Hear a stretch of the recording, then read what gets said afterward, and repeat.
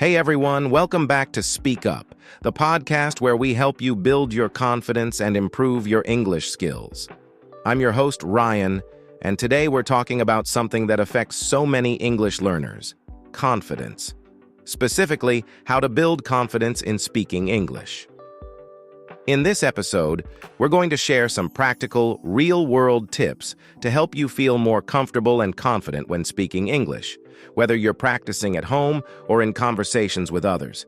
And if you've ever felt nervous or unsure about speaking, stick around because we've got some great advice for you. And to help me with this, we've got a special guest joining us today. She's an expert in building confidence in language learning, and she's originally from Nepal. Please welcome Priya to the show. Priya, thanks so much for being here. Thanks for having me, Ryan. I'm really excited to talk about this topic because I know how challenging it can be to speak a new language with confidence. I've been through that journey myself, so I'm looking forward to sharing some practical tips that anyone can start using today. Awesome. So, in today's episode, we're going to break down why confidence is so important when it comes to speaking English. And then Priya will share some of her best tips and strategies to help you overcome those common fears and start speaking with more confidence. All right, Priya, let's jump right in. One of the biggest challenges people face when learning to speak English is building that initial confidence. Why do you think confidence is so important when it comes to learning a language, and specifically when speaking English? A lot of people seem to know the grammar or vocabulary, but when it's time to actually speak, they freeze up. Why does that happen? That's a great point, Ryan. Confidence plays a huge role because it affects how much you practice. Without confidence, people are afraid of making mistakes or sounding silly, so they tend to hold back. The thing is, the more you hold back, the less you practice, and that slows down your progress. Confidence lets you take that leap and practice more, even if you're not perfect yet. The more you speak, the more natural it becomes. That totally makes sense. So what you're saying is, confidence is like the key that unlocks everything. You could know all the grammar rules, but if you don't have the confidence to speak, you won't get the practice you need to improve. It's almost like confidence is the fuel that drives your progress. Without it, you're stuck. Exactly. And I love that you mentioned practice, because confidence and improvement feed into each other. The more you speak, even if it feels uncomfortable, the more confident you become. And the more confident you feel, the more you'll want to practice. It's a positive cycle. You don't have to wait to be perfect to speak. You get better by speaking. Right. So it's really about pushing through that initial fear and not worrying too much about making mistakes. But that's tough for a lot of people, right? It's hard to shift from thinking, I need to be perfect, to it's okay to make mistakes. Do you have any advice for making that mindset shift? Absolutely. It's all about realizing that mistakes are part of learning. Think of it this way. Even native speakers make mistakes. The goal isn't to be perfect, it's to communicate. Every mistake is actually an opportunity to improve. If you focus on getting your message across instead of trying to sound perfect, you'll notice that speaking becomes easier. And with time, those mistakes turn into learning moments, which boosts your confidence even more. That's really helpful, Priya. Now, speaking of confidence, I know your personal journey with English didn't start off easy. You're from Nepal, where English isn't the primary language. Could you share how you built your own confidence in speaking English? I think a lot of listeners would love to hear how someone who has gone through the same struggles overcame them. Absolutely, Ryan. Growing up in Nepal, we were taught English in school, but it wasn't something we used in daily conversations, so speaking it felt awkward at first. I remember being really nervous whenever I had to speak in English, especially with native speakers. But I knew the only way to get better was to push through that fear. I started small, talking to myself, practicing with friends who were also learning, and using English in little moments like ordering food. Slowly, I got more comfortable. That's so relatable. It's like you weren't waiting for some perfect moment to speak, you just started with whatever small opportunities you had, even if it was just to yourself or with friends. I think a lot of people forget that you don't need to have a full-blown conversation right away. The small steps really matter. Exactly. Those small steps make a big difference. And once I got over the fear of making mistakes, I started to realize that people aren't judging you as harshly as you think they are. In fact, most people are supportive and patient when they know you're learning. That's when my confidence really started growing. I didn't have to be perfect, I just had to keep trying. And that's something I always tell my students. Progress happens when you speak, not when you stay silent. That's really inspiring, Priya. I love how you focused on taking small steps. Now that we've talked about your journey, let's get into the practical advice. What are some concrete, simple ways that people can start building their confidence in speaking English today? I know many listeners are looking for easy strategies they can apply right away. Definitely. Let's get into it. The first tip is to speak a little every day. It doesn't have to be a long conversation, just something small like greeting someone in English or talking to yourself for a few minutes. The more you get used to speaking, the less intimidating it feels. That's a great point. I think people often feel like they need to wait until they're fluent to have conversations. But really, it's the little daily efforts that make the biggest difference, right? Exactly. Small efforts add up. My second tip is to talk to yourself in English. I know it sounds a bit strange, but it works.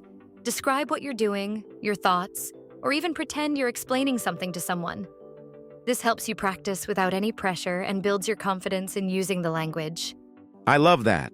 It's like creating a no-judgment zone and you're getting comfortable with how you sound. Plus, it's a great way to practice when you don't have someone around to talk to. Exactly.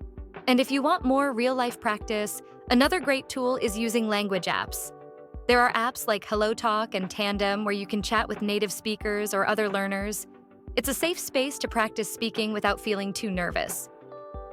That's a solid tip. So you're not just talking into the void. You can connect with real people who are also trying to learn. That's got to help build confidence quicker. Definitely. Another thing that helped me personally was to record myself speaking. This way, you can hear how you sound, spot things to improve, and more importantly, notice how much progress you're making. Plus, over time, hearing yourself speak English makes you feel more natural and less self-conscious. Yeah, I imagine it's like training your ear to get used to your voice in English, which can be uncomfortable at first, but the more you hear it, the more comfortable you get. Exactly. My final tip is to join language exchange groups, either online or in your local area. These are usually super supportive environments where everyone is learning, so there's no pressure to be perfect. You can make mistakes, ask questions, and build your confidence in a friendly setting. That's such a great idea. There's strength in numbers, and when you're surrounded by people who are all in the same boat, it takes away the fear of being judged. Exactly, Ryan. When you're in a supportive group, the focus is on improvement, not perfection. So, to sum it up, speak a little every day, talk to yourself, use apps to practice, record yourself, and join groups to practice with others. These small steps really do add up to big progress over time. All right, Priya, we've covered some great practical tips so far. But there's still this huge barrier for a lot of people, the fear of making mistakes. Even with all the tips in the world, sometimes people are just too afraid to speak up because they don't want to sound wrong. How do you recommend people get past that fear? That's such an important point, Ryan, because fear is probably the number one thing that holds people back. The first thing I always tell people is that making mistakes is normal. Everyone makes mistakes when learning a new language, even native speakers sometimes. The key is to shift your mindset. Mistakes aren't failures, they're learning opportunities. Every mistake you make is one step closer to getting better. That's so true. I think we're often our own worst critics, right? We think people are judging us when really, most people are supportive or they don't even notice small errors. So instead of freezing up, people should just accept mistakes as part of the process. Exactly. And a big thing to remember is that people care more about understanding you than whether you're speaking perfectly. The goal of language is communication. If you're able to get your point across, that's a success. So focus on being understood rather than being perfect. The more you focus on communication, the less pressure you'll feel. That's a great perspective, shifting the focus from perfection to just being understood. So instead of worrying about every little grammar rule or pronunciation, it's more about getting the message out there, right? Exactly, Ryan. Another tip I give is to start speaking in low-pressure situations. Practice with friends, family, or even in front of a mirror. The more comfortable you get in these situations, the easier it becomes to speak in more public or formal settings. You build your confidence in these safe spaces first, and then take it into bigger conversations. That's a smart approach.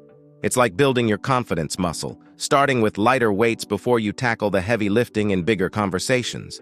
It sounds like the goal is to just keep speaking, no matter what. Exactly. And the last thing I'll add is to give yourself time. Confidence doesn't come overnight. It's a gradual process. You might still feel nervous sometimes, and that's okay. The key is to keep speaking even when you're not 100% sure. Little by little, that nervousness fades and your confidence grows. All right, Priya, this has all been super helpful so far, but let's talk about a specific challenge I know many listeners face. For people in countries like Nepal or anywhere where English isn't spoken every day, it can feel even harder to build confidence. What advice do you have for people in those situations? That's a great question, Ryan. In places like Nepal, where English might not be part of daily life, the biggest challenge is lack of exposure. You're not hearing or speaking English as often as someone in an English-speaking country. So, the key is to create your own opportunities to practice.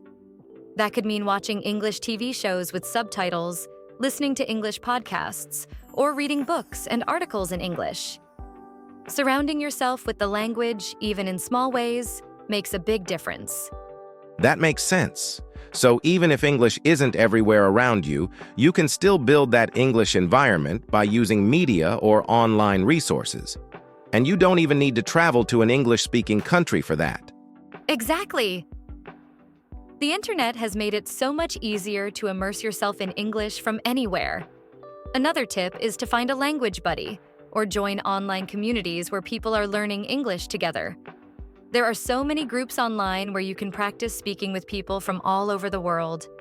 It's a great way to get that real conversation practice, even if English isn't spoken in your local community. Right. And that connects back to what you mentioned earlier about using apps like Tandem or Hello Talk. It's all about finding those spaces where you can practice with others, even if you're not living in an English-speaking environment. That's a great point. You don't always think of it, but tourists can be perfect for practice. They're often friendly and open to talking. So even in a country where English isn't common, there are still plenty of opportunities to speak. Absolutely. The main takeaway is that you don't need to be in an English-speaking country to improve your confidence. Create your own exposure through media, online resources, and by starting conversations with people who speak English. It's all about taking advantage of the opportunities around you, no matter where you are. Priya, this has been such a valuable conversation. We've covered everything from why confidence is important to practical tips for speaking, overcoming the fear of mistakes, and how people in non-English speaking countries like Nepal can still create opportunities to practice. Before we wrap up, what's one last piece of advice you'd give to our listeners who are trying to build their confidence in speaking English? Thanks, Ryan. My final advice is simple. Keep speaking no matter what. Don't wait for perfection.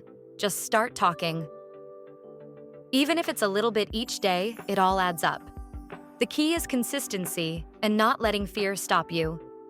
The more you use English, the more natural it becomes, and eventually, you'll find that confidence you're looking for.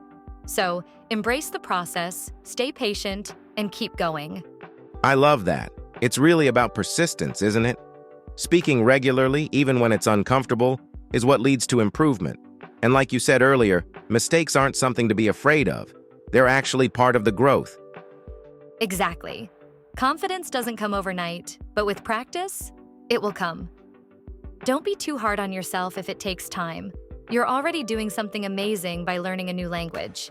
Be proud of every step you take, no matter how small. Great advice, Priya. Thank you so much for being here and sharing these incredible tips. I'm sure our listeners got a lot out of this conversation. It was my pleasure, Ryan. I hope everyone listening feels encouraged to speak more and worry less about being perfect. You've got this. All right, everyone, that's a wrap for today's episode. We hope you found these tips helpful and are ready to start speaking English with more confidence. If you enjoyed this episode of Speak Up, don't forget to subscribe, leave a review, and share it with a friend who might also need a confidence boost. Keep practicing, keep speaking, and we'll see you in the next episode.